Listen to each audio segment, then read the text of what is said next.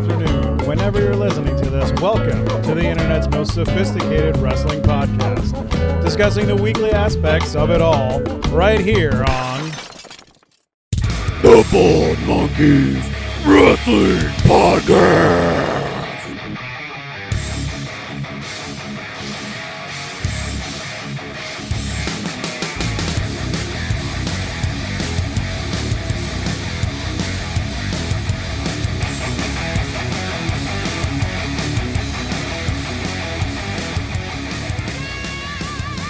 All right, folks, welcome back to the Ball Podcast. As always, I'm Christopher here with you for another great interview. I got the captain with me. Captain Chuckles is here at aboard. How we doing, Captain? I'm good. It's nice and sunny out. It's a hot day today, so I'm enjoying it. It's rainy here, so I'm mad at you, basically, is what it comes down to. Come up to Pennsylvania. No, thank you. And with us today, we're very excited to have the promoter-owner of Elev8 Wrestling, Brittani Nikole. She does everything but bump. Brittani, welcome to the show. Welcome. Hi, thank you for having me. I'm really excited to be on and talking to y'all. And yeah, it was rainy here too today. It was gross in New Orleans, so maybe you have to come to Pennsylvania. Pennsylvania's got the sunshine today. I like it. I don't think anyone's ever went South Carolina, New Orleans, Pennsylvania. I have to go to Pennsylvania ever. That statement has probably never happened in the history of the world. And to be honest, if I had the choice, I probably wouldn't choose that either. Yeah. But, you know. Yeah. We love you, Pennsylvania. Yeah. I love you, my third state. So, Brittani, we really appreciate you spending some time with us. And what we like to do in our interviews is just let everybody get to know you more. To get to know what you're about, how you got into wrestling, what your passions are. And we always like to start the question with, what was young Brittani Nikole like?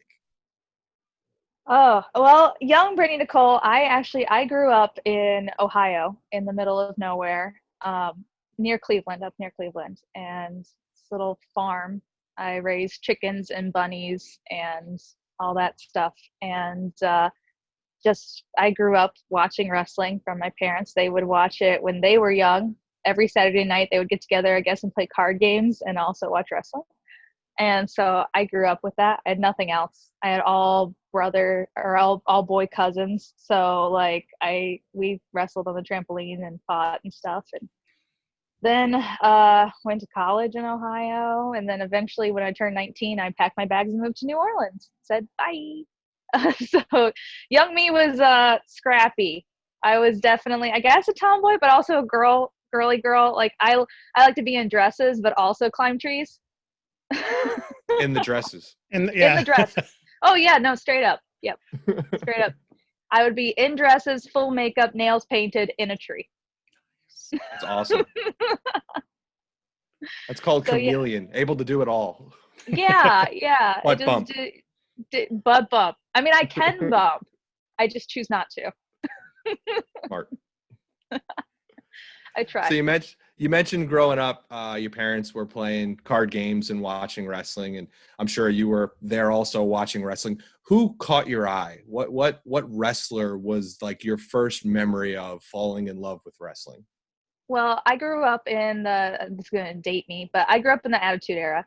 And so my first memories would be like a really young Rock and The Undertaker, and Stone Cold was just starting to get his momentum as Stone Cold.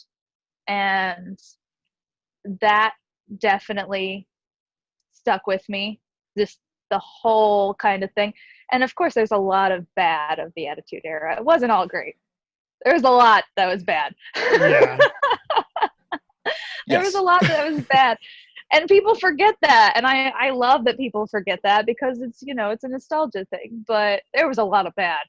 But the women's wrestling, like Trish and Lita and stuff like that, like seeing them, I remember us wrestling on the trampoline all the time. And I wanted to be Trish so bad, but I also wanted to be the Undertaker again, in a dress in a tree.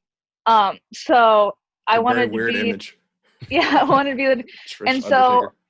Yeah, that's what I wanted to be. I wanted to be Trish, but also like in this like awesome, sexy Undertaker thing, like with the hat and just pull the hat down and then just flip the hair back.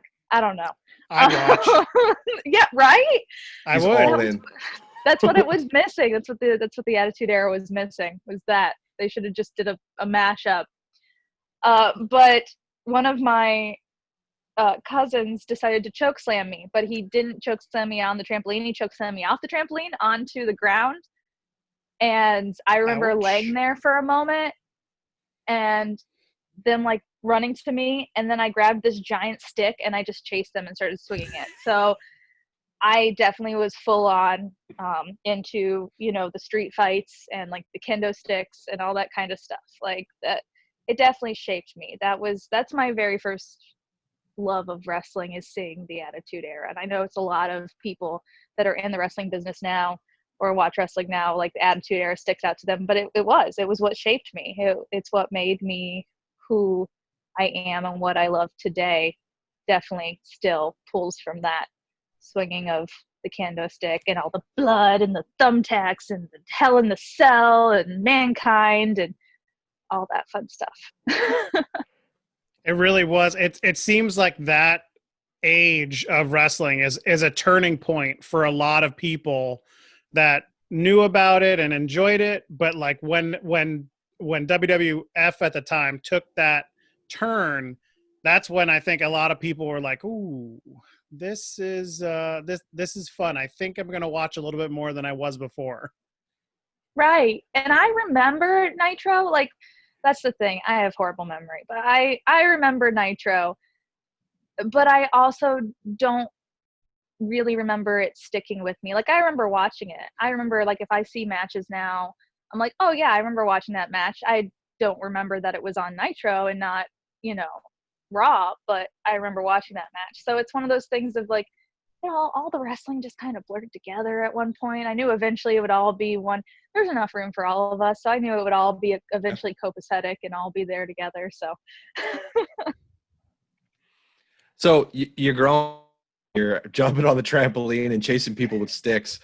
What wrestler that you watched made you go, I might want to do that. I might want to get more involved in that one day.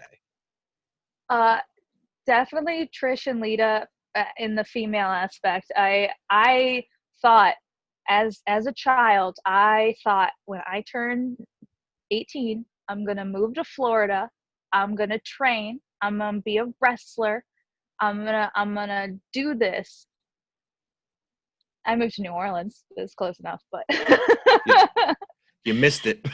yeah, Little west. I got to New Orleans and went, close enough. Been here for 12 years now, so. That's one of the places that I haven't been to yet, is New Orleans. Yeah. You'll have to come. Well, I mean, eventually WWE is going to come back here because they love money, and they make so much money here in New Orleans. Yes. And so, I mean, y'all are going to have to come down sometime for like a Mania trip, and I will be your guide. Deal. I will be your tour guide. I will guide Deal. you through the city. We don't tell us twice. Yeah, no, Don't tell us no. once. No, yeah. Right? We've done that before. We try to go to the Royal Rumble each year.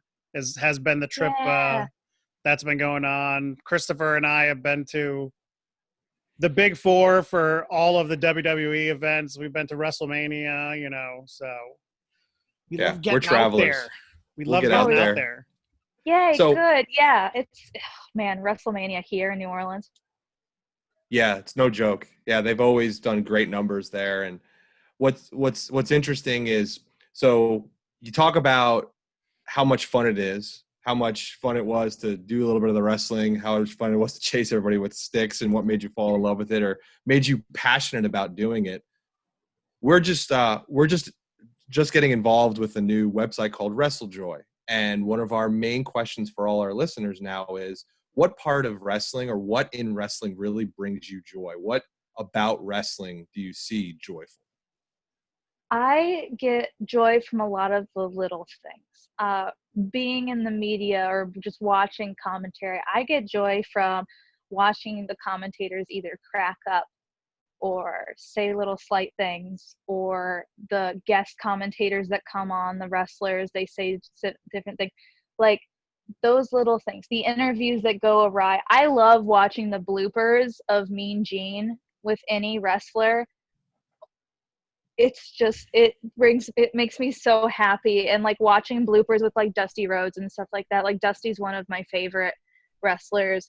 As I've gotten older and learned and watched older wrestling and watched him in his prime, like Dusty has become such an amazing like part of what I do, and I've learned a lot from reading his books, and it's so much fun to see those little tidbits. So that's what I really love. I love the trash talking in the ring, like Kevin Owens. Kevin Owens is a great example. Kevin Owens will talk it up, and he used to, when he first came into WWE, he did it so much more, and it was hilarious. Like just to hear the verbiage going on through the entire match, like it's those little things. That's what brings me real joy.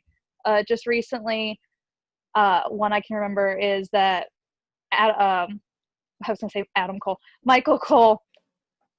He was on commentary, and Bailey and Nikki Cross were also on commentary with them, and Corey Graves. And Nikki Cross is jumping on top of the commentary table, and Bailey's like, "I'm gonna punch you in the face, Michael." And she looks at her and she goes, "Don't you touch him! Don't you touch him!" And then she just pats him on the head really quickly, and he loses it. He just starts laughing and his head on the desk. And I'm just like, this is the best. I'm not even watching the match. Screw the match. This is where it's at right here. Just the table itself.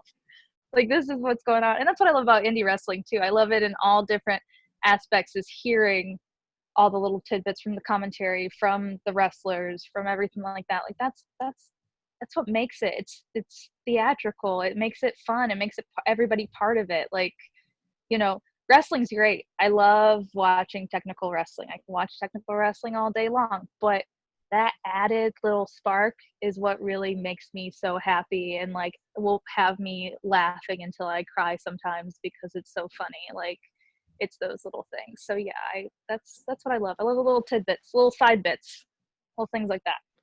I'm in for that. I had flashbacks of the Dean Ambrose Kevin Owens feud back on SmackDown, where they're sitting there just jarring at each other. I hate you too. That was just the greatest. Yes. I'm on board completely. And with, that's the thing, is like, I really hate that there's no fans. It does suck, but it kind of, I hope it made people see and appreciate a little bit more the trash talk, or or them being able to think quick on their feet and be able to talk and fire back, because you can hear everything now. Yep. So that actually made me happy, because I was like, I can hear what they're saying. I'm not listening to the crowd chant CM Punk for the 1800th time. And the interesting thing about, the independent shows and some of the shows that aren't on TV is they're more personal. There's more interaction from the wrestlers to the fans that are there. And for myself, having been to a couple of house shows for WWE and back in the day for WWF, I feel like you get more excited because you could have a interaction with somebody if you're close enough, and it just gets ingrained in you for the rest of your life, and you'll remember it till 20, 30, 40 years later. So those are like the really cool things that can happen in those aspects of wrestling. Yeah, that's what I love.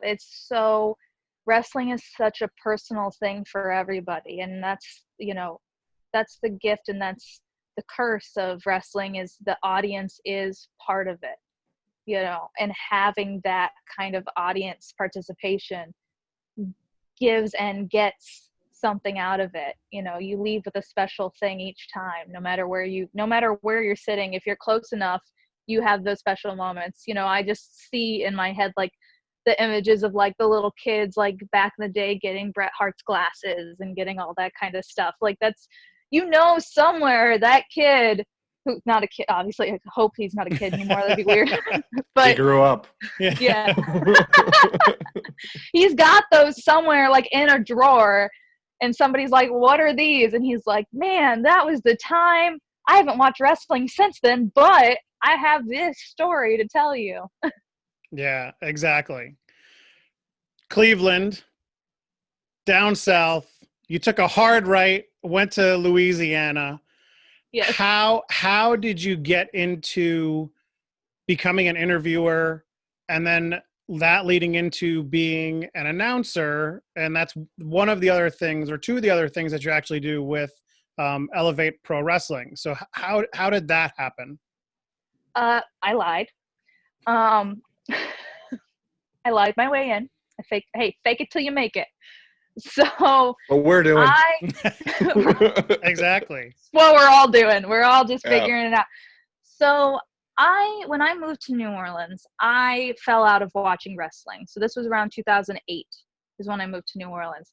And I didn't pick back up watching wrestling until a little bit before WrestleMania 30. And WrestleMania 30 was coming to New Orleans. And I was like, oh man, I loved wrestling so much. It shaped me so much as a kid, and it shaped me to move down south. I was like, what I should really, but I'm like, I was like in my 20s at that point. And I was like, well, really don't think I want to beat my body up personally, but I would really love to be a part of the media side, because that's what I really loved, was the commentary and the interviewers and the action like that. And I was like, I'm going to try to get myself a job or get trained as an interviewer and announcer. And so I called my mom and I was like, hey mom, I'm going to try to get myself as an interviewer announcer in pro wrestling. I didn't know how to do it. I hadn't even Googled it yet.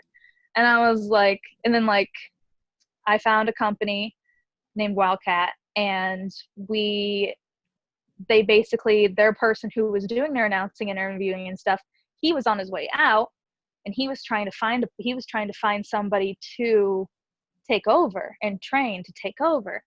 And I showed up, and they were like, have you ever done this before? And I was like, yeah, totally, sure have. Got you. So they're like, all right, cool, well, we'll train you on some stuff. And I was like, oh, thank God. They didn't. Oh. It just kept getting slipped through the cracks. It just kept like being pushed back. And then eventually it was a show day in San Diego at a naval base with Brian Kendrick, Chavo Guerrero, Brian Cage, Keith Lee, Shane Taylor, Ray Horace, all on the card. So my very first time announcing ever was that show. Deep end. Yeah. They just pushed you right in. And the guy who was supposed to be training me and stuff, Brett, he had already left at this time. So I was on my own. So I'm in San Diego. I don't know what I'm doing. I'm pacing back and forth before the show, and Chavo is in the bleachers, and he sees me, and he's like, hey, you nervous? And I went, and he's like, come here. And so he clocked me instantly and knew I didn't know what the fuck I was doing. And he literally broke down everything that I needed to do. So I got through the show. And after the show, he must have gossiped in the locker room, because wrestlers are bigger gossipers than women. I will tell you that right now. Because then Brian Kendrick came afterwards and was like, you did really good. Here's some pointers and stuff. And luckily Kendrick came and worked for Wildcat several times after that. And so like every time that I would see him, he would give me little pointers or tell me what I was doing better at, or tell me to tweak this or do this. So I kind of got him to train me along the way. So I've never really had any official trainers, but I mean, you know, Brian Kendrick helping me out is pretty, Brian and Chavo, that was pretty good. And I've learned from, you know, I've taken seminars since then and stuff, but yeah, that's how I've gotten into wrestling. Being an announcer, interviewer, and commentator is I lied my way in, and then figured it out along the way. There you go. Do you have, is there someone that is on your like interview bucket list? You know, the somebody that you really want to interview at some point in time. Paul Heyman. Hands down. That man is a genius, evil genius, but genius.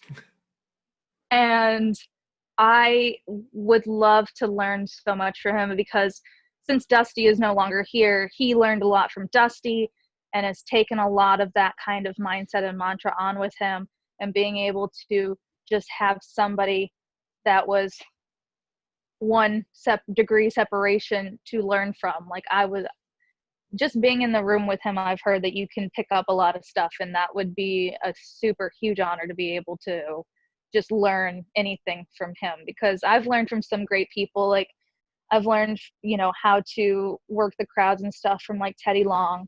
I've, you know, taken seminars from Dr. Tom Pritchard. You know, he's great on psychology. He was teaching a wrestling seminar, and of course I wasn't going to get in the ring, but the first 2 hours of the class was literally just him talking about psychology. You need that background. Exactly. And that's the thing too, is in Louisiana, we have a wrestling commission, and that's different than a lot of other states. And so in order to step into a ring, referees, managers, announcers, all that kind of stuff, we have to know the basics, and we have to have a wrestling license and have blood work done and everything like that. So I know the basics of how to wrestle. I know that the small little tidbits of that kind of stuff. But I think that just kind of makes you even a better commentator and announcer and stuff like that, to be able to articulate better, because you know how to do those kind of things. So. Exactly. I mean, we've talked about it with some of our other guests, and just trying to get that full 360 view of what you're doing, and grasp all the different concepts that are in your business is the best way to learn, the best way to get better, the best way to keep moving on with everything. So keeping moving on, how did an ownership in a independent promotion kind of come to you? Well, once again, I was not planning. If you would have told me, even last year, if you would have told me that I was going to be owning a promotion, I would have laughed at you and said, no, I don't want to. No. I started working for Elev8 Pro about 3 years ago. Elev8 Pro itself is 4 years old. I started working for it about 3 years ago, just as an announcer and interviewer. And the promoter was also a wrestler. So he was wrestling and promoting at the same time. And last October, before then, he just got burned out. He was going through personal stuff. He was tired of wrestling. He was tired of running a promotion, because it's a lot of work. It's a lot of work. And if you don't have a strong will to be able to deal with the finances and the taxes and all the different stuff, you know, and make it like a legit company, and not just play house, or basically, and that way that it has a sustainability and it has money to give to people, and you can pay your talent, you can do all this. It's really difficult, and especially with a commission, because down here in Louisiana, you also have to pay the commission every time you run a show, plus all these other expenses like EMTs and doctors and all that kind of stuff that you're forced to have at your shows in a licensed state. And so he was like, I'm going to sell it. Now, mind you, Elev8 Pro also has a training school. And the training school is ran out of the same place that we do some of our shows. We have a couple places we do shows, but one of our smaller shows is in the gymnasium, and that's also where our training center is. So we just kind of have a one-stop shop. And the training center has some great people who have already like graduated out of it, but has a lot of trainees that are either teenagers, like 14, 15, 16, and some of those kids come from foster homes or from broken homes, and this is their hope. This is their hope and dream. Like, this is what they have. This is it. This is, you know, and he already and, you know, like most of us, wrestling is an escape. Yeah. And he had already taken their due money. He had already taken all of their money for training and all that kind of stuff. And he was just going to sell the business and fold the school. And I racked my brain. And sorry, somebody was trying to call into me. Why? I racked my brain and I was like, I can't let this fall. I mean, for me, I can go get other work. I can travel. I can do all that kind of stuff. I'm not going to stop. But these kids and these trainees, like, this is one of the only schools around where they're at. So they would have to travel hours away to go somewhere, and their parents aren't going to drive them hours away to fulfill, training, or their foster home isn't going to do that.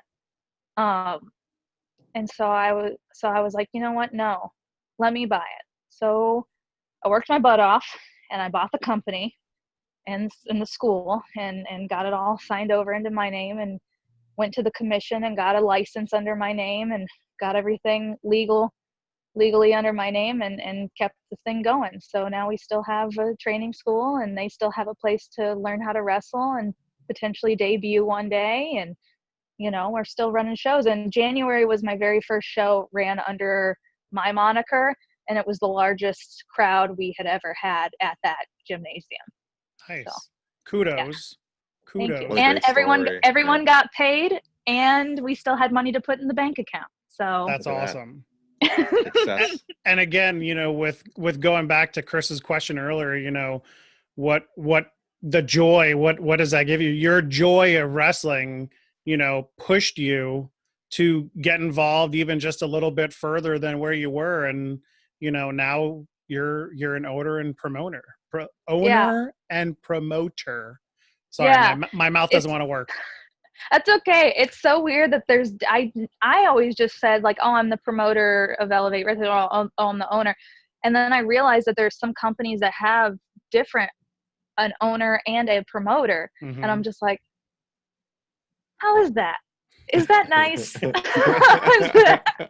How does that feel? How nice. How does that feel? But it's so weird. And also, I'm the only female ever. I'm the first and only female in the state of Louisiana to ever own a promotion.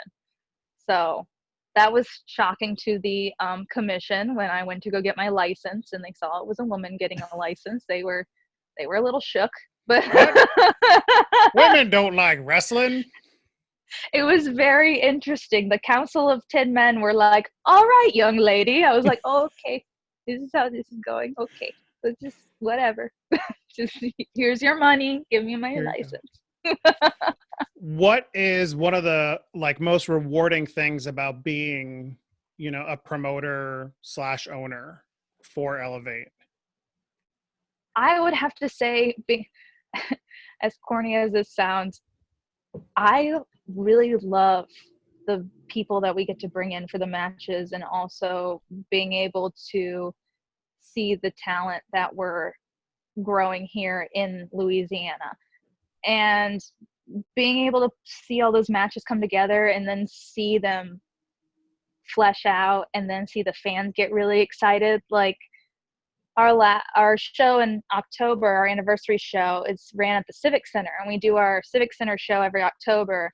And the Civic Center is in Chalmette, and that's where Mid-South used to run back in the day. Mm-hmm. And so we basically ended up booking some old school matches to try to bring that old school vibe back. So we had a good friend of mine, Michael Carter, who is the son of JYD. He's son of Junkyard Dog. He is, obviously he's not his real son. He didn't have a son, but he was given the moniker through Junkyard Dog's trainee that had been passed down. He had been given the moniker, and they said, okay, you can roll with it. He looks just like him. He wears the thump. That's he awesome. Wears the thump. He comes out with the chain. He always brings his son in the ring to dance with him. He's got a little boy, sweet. And we had him wrestle against Zicky Dice. And Zicky's been a friend of mine for a while. And so Zicky came up with this whole idea to get dog food and put it in a bowl and try to shove his face in it. And they just did all this really old school stuff, and the crowd went crazy. And to see that match come to fruition and build and all that kind of thing. Like that's my favorite. I'm just a nerd. I just like storytelling. I like watching the things happen and watching the stories get built, and I like being a part of them. That's why I love being an interviewer and stuff, is because I love being able to get people over and help them tell their stories. Because when we put the matches out on TV or on YouTube and stuff like that, I love to be able to have that build of like what's going to happen next month when we eventually have this title shot or this or that. Like, I like the story. I like the stories. It's so cool because it's like you're a businesswoman. You obviously run a business, but you're a fan. Like I could you could see that you're just a fan, and it's like you get to live that dream of I get to be a fan and I get to decide what I get to watch. I mean, it's a cool combination. Yeah, and that's the thing too, is like I'm a huge fan. I'm a businesswoman first. I am cutthroat. I will make sure that you will not mess with my money and my talent and this and that. Like I am very business oriented. I am the one. I'm the bad person. Like we have our trainers, our head trainers, Ben Wood and Corey Constantine, and they're like the good guys most of the time. And like I'm the bad cop. So there's good cop, bad cop. That's me. I'm the bad one. Like I'll come in and be like, we're going to have a talk. Like I'm the one that gets to get the heat and all of that because, that's fine. I'm used to it. But being a fan and being able to see all this stuff, I'm just a big nerd and a fan. So I'm a business person, but I'm a total, I mean, we're all marks or we wouldn't be in this business, but I'm a total mark for this business. Like I love it. I love the storytelling. I love seeing the kids' faces. I love seeing signs. I love signs. I don't know. There's some people that are just like, I hate signs. They're stupid. They're in the way or whatever. Like I want fans to bring more signs. I do sign contests. I do sign contests at the shows. Like we get a lot of donations from one of our sponsors, Raising Cane. So we get like free like meals and like gift baskets and, kids meals and all that kind of stuff. And I give that stuff away to like the best signs. So I'm always encouraging people. And some of them try to be biased and make signs for me with my pictures on them. Hey, me. I'm not saying that I've definitely given them,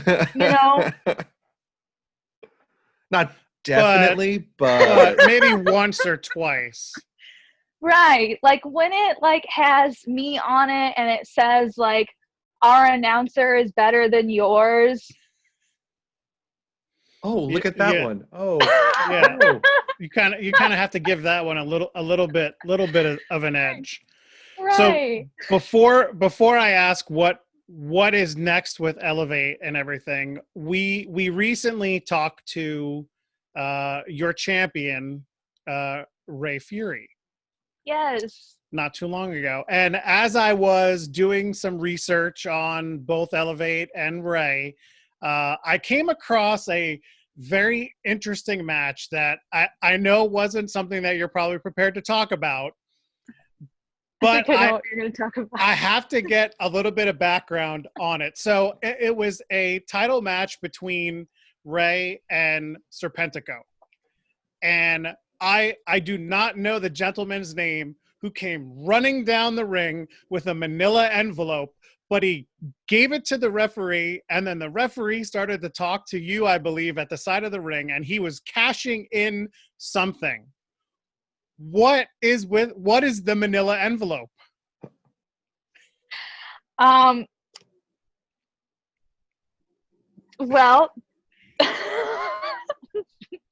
I mean, it is a manila envelope. It is a manila envelope. That was some kind of stipulation of cashing in a rematch clause of some sort or some kind of thing. I don't actually fully remember. Again, memory's hazy. But I do believe that was what it was, is that he was cashing in his rematch clause or his clause to be for the championship, if I can remember. And we've done away with them. Yeah. He blew it. Like, I mean, he went in, he's like, yeah, I'm going to do it. Both Ray and Pentaco were down on the mat. He goes over, and then Pentaco rolls him up and pins him. I was like, bro, you literally had it handed to you on a platter and you screwed it up. Yeah, no, now I remember that. Yeah. I was like, wait a second, he definitely didn't lose. So Pentaco was our longest running champion he was almost 2 years, like legit almost 2 years. He was our champion for quite some time. Can't say I don't miss him, but I do miss him sometimes because it's just some great storytelling. There's some great interviews of him just going crazy. And he is so good at interviews and just off the cuff. Every interview that I did with him was one take, and it was all ad lib. It was whatever, just spewed out.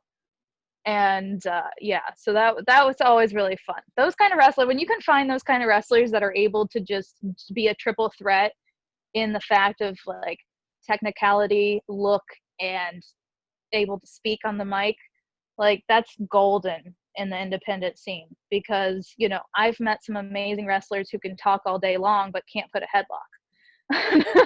Like, or vice versa, they're really good at technically wrestling, but if they're really scared to do an interview, I've had some that straight up don't want to be interviewed, like that turn me down to do an interview because they don't know what to say. They're like, well, what do you want me to say? Tell me what to say. I'm like, I can't tell you what your character should say. It's your character. You have to come up with that. Well, we are unfortunately, in the midst of our pandemic world and everything, but when everything comes back, does Louisiana have like a time frame of when you guys are able to come back? And when you are able to come back, what is on the plate for you guys? Well, we're technically in phase 2. New Orleans, so Louisiana and New Orleans are kind of fighting with each other. So Louisiana is in phase 2. They're full blown, getting ready to open almost into phase 3. I think they're going to be in phase 3 in July. I think they're moving to July phase 3. New Orleans is, because it is such a tourist heavy city, and it's a lot of bars and a lot of tattoo parlors and hairdress shops and very tourist and small space oriented, because a lot of our bars, a lot of our entertainment areas and everything are very tiny little like hole in the wall places, or little tiny, some people it's actually their like the front of their house, like it's like all these little tiny spaces. So we've been shut down for almost 3 months now, with not even like music being played outdoors, like buskers, like who busk on the street for like they haven't even been around. It's been, Bourbon Street literally has no one. Like there's tumbleweeds. Like it's crazy to imagine Bourbon Street empty. So we're still waiting. Luckily, where we wrestle is in Chalmette, which is 5 minutes away from New Orleans most of the time, and that's where the Civic Center is. And our next big show is scheduled for October. We were going to have a show in July, but it's still cutting it too close. And I want to make sure that my wrestlers are safe, and I want to make sure that my audience is safe, because the last thing I want to do is, one, get somebody sick and possibly they die, but also I do not want that kind of, stigma stuck with me as well. Just to be a little selfish. I don't want that kind of stigma on Elev8 Pro. Right. But I also I really want to protect my wrestlers, because I feel like that's something that a lot of companies aren't also thinking about. They're thinking about spacing out. They're like, oh, we can space out the crowds, we can do this, we can keep it, but then they're not thinking about the people that are actually working for them. They're not thinking about the wrestlers themselves. And so I want to make sure. So October is our 5-year anniversary show. Nice. Yes. And so that's going to be the next big show. It's going to be at the Civic Center, which is a huge place. So if there is still social distancing being strictly enforced, there's plenty of room. Even though it's indoors, there's plenty of room. There's 3 tiers of seating. And that's going to be our next big show. So it's going to be our full-on knockdown, drag out, big shebang. And that's a great way to That's a great way Yeah. to get back into it with an anniversary show. Go big. Yeah. You know, Yeah, exactly. who should we know? Who should our listeners and viewers know? You know, in your promotion, who are the people that we should pay attention to in Elev8 Pro? Definitely the first person that comes to mind is Dale Springs. So Dale Springs is a graduate of Elev8 Pro. He started about 2 years ago, and he's already been so gung-ho. Like, he's made sure he's gone out there and traveled. He's traveled to, like, I think 12 states already, and he's in wrestling, and he's only 2 years in, and probably a good, like, full year in of, like, wrestling. He's got this great game. Like, he's a golfer. He's the man under par, or he's known now as the golf father.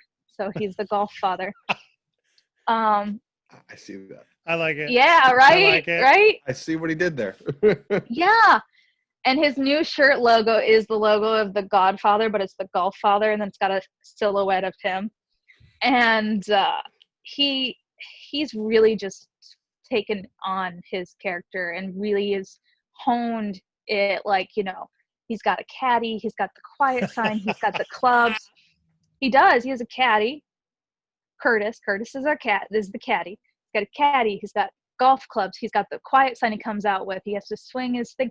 He's got one of those books that they write in, whatever, and it's got his name embroidered on it and everything. Like, it's a full on. He's got the glove. His ring gear is set up to look like, he doesn't just come out in golf gear. He actually had ring gear made to look like golf gear, but it is still wrestling ring gear. That's fantastic. And he's really done good. And he's a young kid. I think he's 22, 21, 22. So he's still, like, got so much room to grow. Corey Constantine's another one. He's one of our head trainers.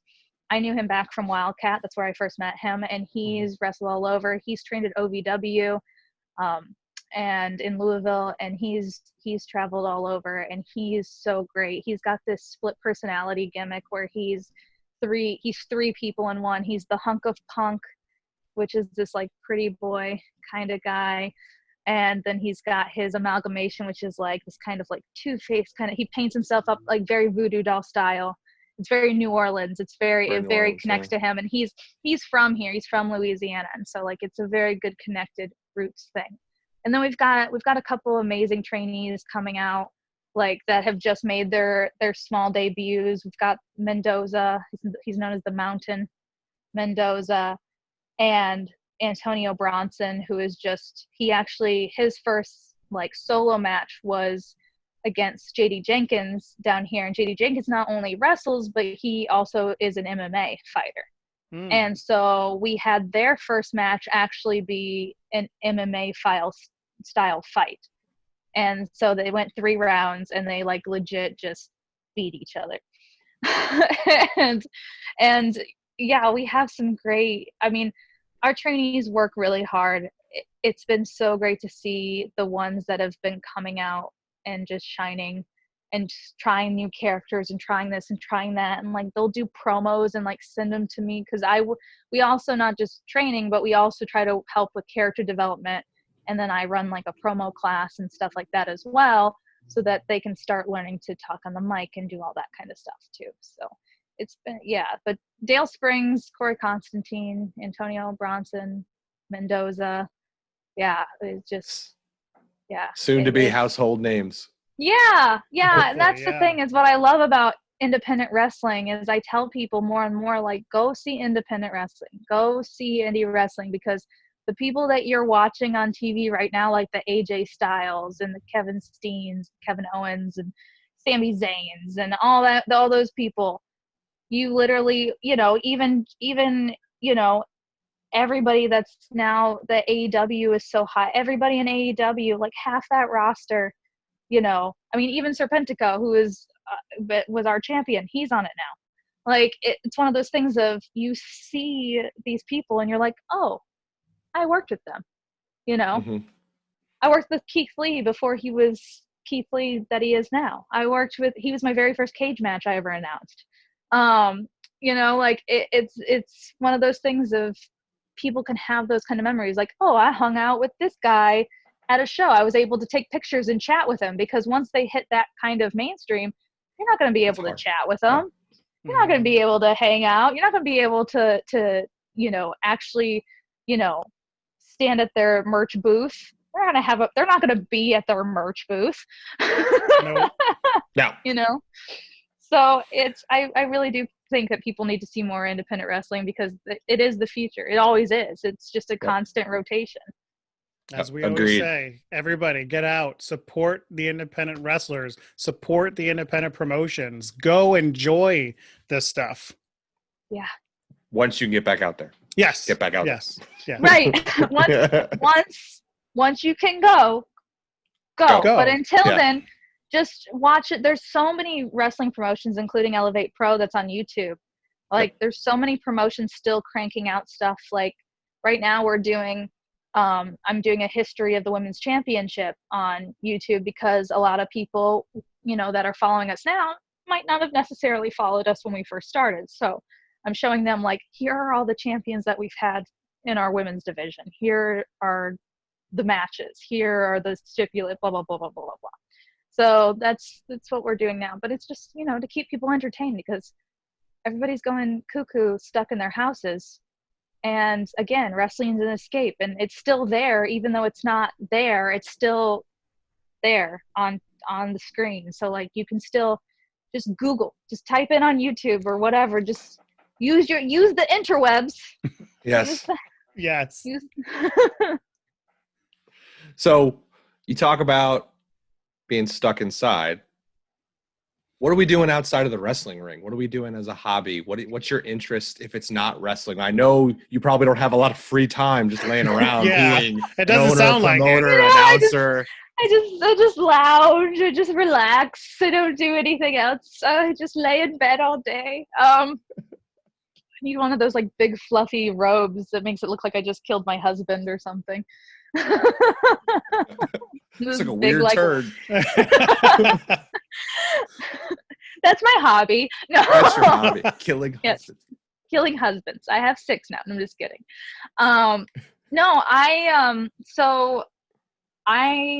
My other side project thing is I do a lot of rhinestoning.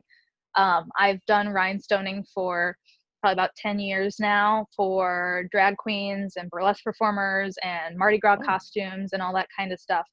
And so I started doing it for ring gear, because wrestlers put a lot of rhinestones on their stuff now. And so I've started just last year doing ring gear, like customization. So if you want your gear blinged out, that's what I do. So I just kind of chill and just rhinestone at home. I wish I had hobbies. I sound so lame. I do. Talking about myself, I'm like, well, I watch wrestling. I take notes. I film videos. Oh, TikTok. I do TikTok. TikTok is something that I do. That's a guilty hobby. I legit got my face ready for this interview and went, oh, I can film some TikToks after, since my face is already made up. Yeah, opportunity. TikTok is a very interesting application. It's a drug. Don't do it, kids. My kid and my girlfriend would agree with you that it is a drug. It is. It's a drug. I just hit over 10,000 followers on TikTok, and it's the only thing I've ever hit 10,000 followers on so far. And I'm elated, but I'm also like, how did this happen?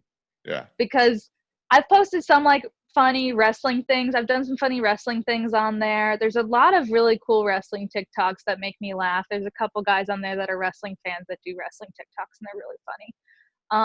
I've done some wrestling things. I do lip syncs. I do dances. For some reason, this video that I did, it's a voiceover of that TV show, What We Do in the Shadows. Have you watched What We Do in the Shadows? It's a comedy show about vampires. Yep. It's based off of the movie, What We Do. Yep. It's a spoof.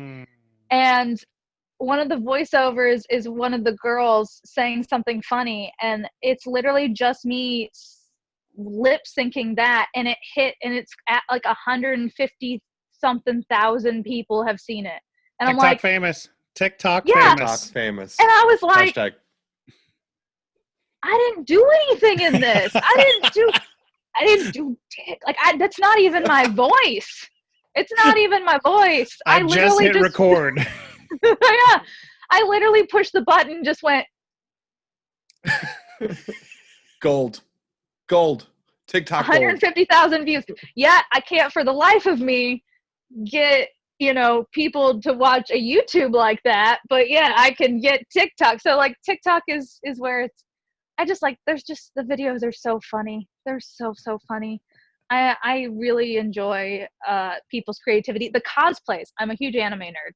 The cosplays are the best. Like, oh my goodness, like their creativity is too much.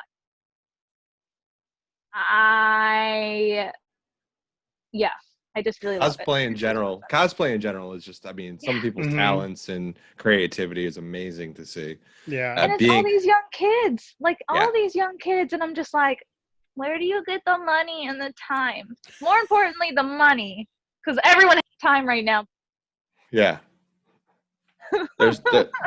They have no money. They spent it all on the cosplay. Yeah, exactly. Yes, exactly. All right, so it's time. I'm lame. You're not. No. The you're running a business, and yeah, exactly. Yeah, the rhinestoning's cool. You're running a business. Yes. And obviously, we're in times where there's not a whole lot of hobbies that you even can do, and you're in an area that doesn't really open up yet either. So no. I'm not expecting you to go out and fly a kite or anything right now. You're kind of trapped at the moment. Yeah, I'm very trapped. I would love to go to a bar and have a cocktail. I would love to. Agreed. I would just love to go have a cocktail at a bar. That's it. That's all I want. That's all I want. I don't even want to talk to anybody. Leave me alone. I'm having my cocktail. Go away. I would literally sit in the corner of some weird, seedy, dark. That's a lot of the places we have here are seedy, weird, dark places. I would sit in this weird, seedy, dark bar with my drink, with my gin gimlet, just sitting there in the corner with no one bothering me. That's all I want. That's it. I am old enough to drink. Believe it or not, you've just talked about the origins of this podcast. That's exactly how it started. In a bar, at a cocktail bar, sitting at a bar, talking wrestling with no one else talking to us, but just the two of us sitting at a bar drinking. And not me. I wasn't even there. Not Captain Chuckles. It was our other podcaster, Big Baby Jimmy. But that is the exact origin of the podcast you're on right now. That's amazing. See, I want that. Because I'm getting too known in my neighborhood. So I've lived here for 12 years, but the neighborhood I live in right now, I've been here for 4, but I'm getting too known by what I do and by my promotion, because literally the UPS guy the other day, he handed me a package and he goes, "This is going to be weird, but are you the wrestling lady?" That's fantastic. Why is that weird? He literally was like, "I don't want to sound creepy or weird or anything." He's like, handing me the package. He's like, "Are you the wrestling lady?" And I'm like, yes. Yep. Yes, I am. Yep. Come see a show. Okay, bye. Here's a flyer. We're coming back in October. We'll see you there. Yeah. Like, okay, bye. So yeah, I would like to get a bar and not be known as the wrestling lady. I guess it's better than being the crazy cat lady or something, but That's true. That's true. So you want to get back to a bar, but we want to talk about favorites now. Before we get to the big question, one big question that Mr. Chuckles over here has. But first, we're going to go through some favorites. Okay. And we're going to start with, what was your favorite interview you ever done? Oh, the favorites are always the hard-hitting questions. I think every single person is always like, man, I really got to think about that. Thinking. It's not that I have to think, it's that I have to choose. And right. Decisions. Because I've had some great interviews. I had one with Matt Stryker before, and it wasn't even with Matt. It wasn't originally supposed to be with Matt. It was for this 6-way elimination match, and I'm interviewing one person and he goes to say something and the next person jumps in and interrupts him. And then the next person jumps in and interrupts him. And it keeps going until Stryker was supposed to be in this, or was in this match. And so he jumps in at the end and cuts them all off and then puts his arm around me. And as we're walking off, this is the best little tidbit because he slipped this in at the end. I didn't know he slipped this in at the end. And it's my favorite little tidbit because it's, again, I love those little things that get added that you just hear like off camera, this, that. As we're walking away, I have the mic and he goes, so what are you doing later on? We're just like that. And everybody else is left there just standing like WTF. And I was just like, I love those little tidbits. So the Matt Stryker one was great. I have to say, Pentaco, me and him have some great chemistry together. Every single interview I've done with him, sometimes I stand up to him, sometimes I don't. We have this great long sit-down interview where he just goes berserk about Effie, which is another amazing person to interview, but goes berserk about Effie, and then like he ends up like moving his chair really close to me and like grabbing me and putting me around and just like, you know, being like, do you know? And I'm just like, and I didn't, again, it's all ad lib. So I'm just rolling with the punches. And a lot of the interviews we did were in ring. So he like backed me in the corners. He like, you know, grabbed me by the hair, pulled me around, like pulled the mic around, asked me questions. Like, it's just like a constant, you know, one time he was like, what day is it? And it was in the ring and people are like, Rusev Day. And he's like, he looked at the crowd and went, I can tell you for a fact it's not because we will get sued. Yeah. So Serpentico will have to be my number one for favorites for that. So. Okay, so I gotta call a timeout here. It's I gotta call a small audible. world. It's a small world moment. When you say Matt Stryker, are you talking about teacher gimmick? Was in WWE for a little while, Matt Stryker? Yeah, I'm talking about commentator on Lucha Underground, Matt Stryker, now currently going to be on that weird reality baby TV show. I don't know what he's doing with his life. Yes. Well, in a past life. Yes. In a past life, we knew Matt Stryker. We will not say his real name. Yes. We actually his his ex-fiance lives down here. I know her very well. Oh, nice. Well, we both used to play roller hockey with Matt Stryker before he got big into wrestling. So that is a very, very odd connection that we have here. Very weird. And here we are. And here we are. And here we are. We're all brought to. We're like 6 degrees from Stryker. 6 degrees of Stryker. Is that what? Oh, that could be the new podcast name. I don't know. It's like you just keep rolling with these podcast names. I love this it. We're gonna have to have a conversation later. So why I was so good. So this is why I was able to lie myself into the business. Truth. So next favorite would be favorite city to visit. Oh, Dallas. Why? I love Dallas. I have lots of friends there. Also, Okay. the wrestling there is the wrestling in Texas in general. There's some great wrestlers that come from Texas. I've just had so much fun working. I say Texas in general. I also really like Houston. I was in Houston/Waco for Reality of Wrestling. I did commentary for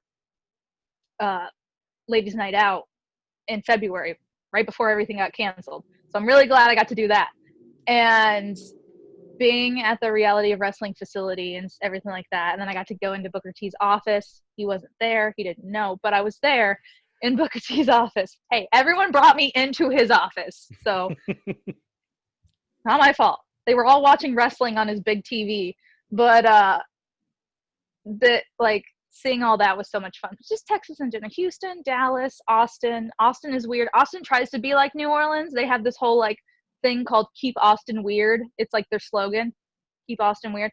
And they have like their own kind of like mini Bourbon Street at night. And sometimes it doesn't even compare. But they try.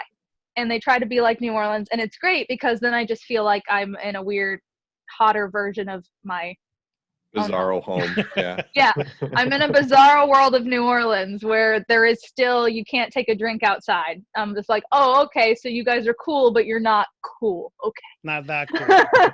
You're not that cool. Sorry, Austin. We love Austin We and love. Pennsylvania. Yes. Yeah. So we talk about how the crowd goes hand in hand with wrestling. Music tends to go hand in hand with wrestling too. What's your Mhm. favorite music? See, so I'm very eclectic. I love everything but country. Not old country. I love old country. New country, I don't get it. But old country, like Garth Brooks, Reba McEntire, and back. But again, I grew up on a farm, so we live in the country. But I really love everything. Like, I love death metal. I love horrorcore. I love rap music. Tech9 is my favorite rapper in all the world. Tech9, he's from Kansas City, Missouri, and he is a fabulous rapper. He is, his lyrics and stuff. I like lyrics. I like beats, but I also love when people are able to add an amazing lyrical up onto all that kind of stuff. And he's great. So I listen to a lot of rap music. I actually, in order to get all of my blah blah blah out, because you know how some actors will do the whole red leather, yellow leather, and they'll do like different kind of things to get their tongue twisters and get their all their blah blah blah out. That's what I call it. That is a technical term, people. The blah blah. Blah, blah, blah. The blah blah blah. The blah blah blah out. I got to do some of that. I rap Black Alicious' Alphabet Aerobics. It's an amazing song by Black Alicious, and it's called Alphabet Aerobics, and it literally is a rap starting from A and going to Z. So all the words go from A to Z. So I rap that every time, and I've got it memorized, so I can say it even without the thing. But it's this whole, like, and so that helps me get all my blah, blah, blah out. So, yeah, I like any kind of music. I really like rap or upbeat music for people's entrances that are, like, faces, because I just feel like it gets the crowd, like, if there's a good beat, it just makes the crowd Bounce. do whatever I'm doing right now. Mm-hmm. But I also just really like dark and brooding, again, back to the Attitude Era. Like, I like rock music that's like dark and brooding for other people. Poppy's really good. I didn't think that I would like Poppy, but NXT turned me on to Poppy, and I was like, oh, I'm impressed, because when I originally saw Poppy, she was doing those creepy YouTube videos. Like, I'm Poppy. Yeah. I have a couple of her albums that I've listened to, and it's like there are some songs I'm like, oh, I could get down with this song, and then there are other songs that I'm like, I don't know what's going on here. Yeah, there's some identity crisis going on in that girl, but Definitely. I mean, like, it's yeah. So all music, but definitely big ups to Tech9 and all of. He doesn't get enough credit for everything that he does. So Cool. super. If you haven't listened to Tech9, I highly suggest that you just type in. It's Tech, like TC or TECH, and then 9 as in N9NE. Yep. So. Now we're going to come down and visit. We're going to be in Louisiana. Yes. Where are you taking us for your favorite place to eat? Ooh, to eat. Okay. Well, do you guys have any allergies? This guy does. Okay, what do you have? Are you allergic to shellfish? Oh, yeah. Yes, I am. But take me there anyway. I just won't eat. I'll just watch. Okay, so you're allergic to shellfish. No, that's fine, because I'm not a bit. So even though I live here, I hate crawfish.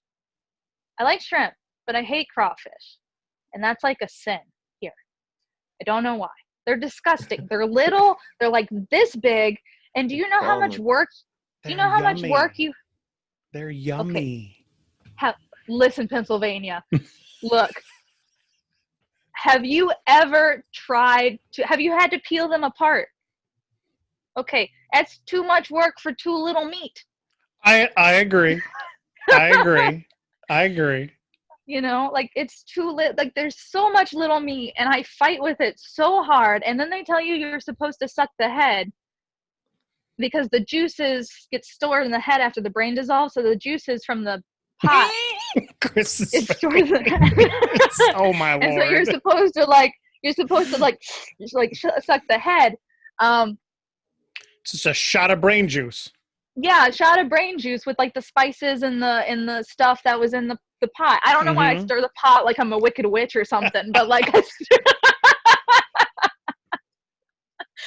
I'm just over here like, yes, get the brain juices. But yeah, oh, okay. So I definitely would have to say that Cafe Amelie is amazing. It's in the French Quarter. It's on Royal Street, which is the street parallel to Bourbon. So it's like the fancy, it's where all the art galleries and stuff are, and like a little like boutiques and stuff. And so it's like the polar opposite of Bourbon Street, even though they're one block away from each other. And they do fancy cocktails. They also have a little bit of mix of, you know, local New Orleans stuff like, you know, po' boys and like shrimp and all that kind of stuff. But they also do like some of the best like soups and gumbos, and they do non-seafood gumbos, and they have a lot of variety for people with allergies and non-allergies, or people that just think shellfish are icky, and stuff like that. I can get down with some soup and some gumbo. I'm in on that. Yeah. Oh, they're so good. Yeah, Cafe Amelie would be the best. They make the best cocktails too. Plus, it doesn't. Anywhere we go, I'm gonna know someone, so we'll just get hooked up with like drinks or something. Because like, there's always in New Orleans, it's a city, but it's also not. We all know each other, so we all kind of just take care of each other. And you're the wrestling lady. Yeah, exactly. We'll just walk into somewhere and be like, we know the wrestling lady. Yeah. Well, they would know exactly who you're talking about too. That's the best part. Well, we are at the coup de grace.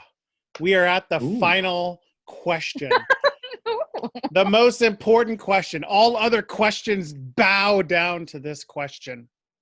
Mm-hmm. The question is, Oreos. Are you on team single stuff or team double stuff? I know my answer, and it's going to make people angry, but I'm on team single stuff because I, F-word, hate the cream in the center of Oreos so much. My brain juice is just exploding. I hate the cream. I'm like getting really low on the mic, so I can just be like, I hate it. I hate the cream. I hate the cream. Now if it's mint, I love mint Oreos. So I love mint anything. But mint Oreos, I will eat those all day. However, if we're just talking about the OG Oreos. OG. Then yeah, I gotta go because half the time I'll scrape the cream out anyways and throw it away. So. Man, I don't understand what's happening. I'm a monster. I'm a straight up monster. You're a monster. with everyone siding with the classic single stuff Oreo, like I'm beginning to second guess myself and thinking that I'm on the wrong side. No, stay strong. You know what this means though? More double stuffed Oreos for you. This is true. It's true. That is you. That that is true. Yeah. I like smart. it. Mm-hmm. You. You. So we've made it this far. We got through the last question. We're a little bit upset at the last question, but we're still going to give you some time. Every time. We're still going to give you your time to talk about what you got going on. How can people go find you, Brittany? How can people go support what you're doing down in Louisiana? Well, for me, I made it super streamlined and easy. All of my social media, Facebook, Instagram, Twitter, TikTok even, is all under Look It's Brittany. It's LOOKITSBRITTANI. Because my name is spelled weird. You can thank my mother for that. I didn't choose it. Thanks, Mom. And thanks, Mom. And then for Elev8 Pro, again, streamlined. Facebook, Instagram, Twitter. I haven't gotten them a TikTok yet because I run all the social media for both accounts for everything. So it's kind of hard for me to justify adding another thing for me to do. Fair enough. It's like, do I really want to torture myself some more? So everything's Elev8 Pro. That's ELEV, the number 8 Pro. So that's all that kind of stuff. And you can find us on YouTube under Elev8 Pro. We have a website. It's just elev8pro.com. I also have a website. It's lookitsbrittany.com. Everything. I try to make everything super streamlined, super, super easy. So you can find me, you find Elev8. If you find Elev8, you'll find me. Or if you find me, you'll find Elev8. It's, again, Nice. 6 degrees of are. Striker. 6 degrees of Striker. And the reason I'm looking down is because I literally just went into my TikTok and followed you. So Yay! you have another follower closer to the next goal. I don't have. My I'm clean daughter, of TikTok. my daughter and my girlfriend said the other day, you know, you guys should really do a TikTok for the Bald Monkeys podcast. I said, well, I'm like, yeah, that's a good idea, but no one wants to see this on their TikTok. I don't even want to see this looking at myself as we're doing this. You know, you don't realize bearded men on TikTok are very popular. I know there's a guy, I forget his name. Everybody follows him apparently. The bearded guy. There's Something John. Yeah, there's Bearded John. Yeah, that guy. Everybody wants to be. I was close. I know you were. There's Bearded John, and he actually has another friend too, who's also a bearded man who looks similar to you. Actually, it was really funny when I saw you. I was like, Doppelganger. Yeah, and they do. I mean, they're TikTok famous. Like they get paid by TikTok. So Yeah. TikTok is one of those things. Crazy. It's actually really easy to. It's more easy to get paid by TikTok than it is to get paid by YouTube or anything else to get lucrative. Because TikTok, your followers go up faster, and you can do more content, and people see it quicker because it's shorter videos. So there's a lot of people on there that make money just doing TikToks. This is a public service announcement for all of my doppelgangers that are out there. Please don't do anything stupid. Please don't do anything against the law. If you come to Pennsylvania, don't do anything dumb because I don't want to get mistaken identity for you. Just be good. Be a good bearded guy and just love everybody. Just don't do anything. They're great. Your doppelganger is a very good person. His wife is pregnant, and he's a very good guy. I think his name is Ironsides, Old Ironsides or something like that. Beer I'll have Bong to John find is this the guy. Beer Bong John. Yeah, Not Bearded John. yes. Beer Bong John. That's it. I am going and finding this Ironside guy. Oh, man. Me too. I'll send it to you. Please. Well, Brittany, we appreciate your time you shared with us today. Chuck will make sure that all of those places we can go find you are at the end of this podcast. Go check her out. Go follow her on TikTok. She's trying to get to that next level. No, of not TikTok. TikTok. TikTok. You can give me Tic Tacs, Tic Tacs, though. I There you love go. Tic Tacs. I don't have TikTok. Christopher only has his cauldron of crawfish. Right. We had a lot of fun. Thanks Yes. for watching the Bald Monkeys podcast. Go hit subscribe. Go hit like. Go comment. Go check out Wrestle Joy and all this great positive stuff that we're putting out there. Thank you for being a follower. Thank you for being a subscriber if you already are. And we look forward to talking to you next time. Thanks, Brittany. Thank you. Bye.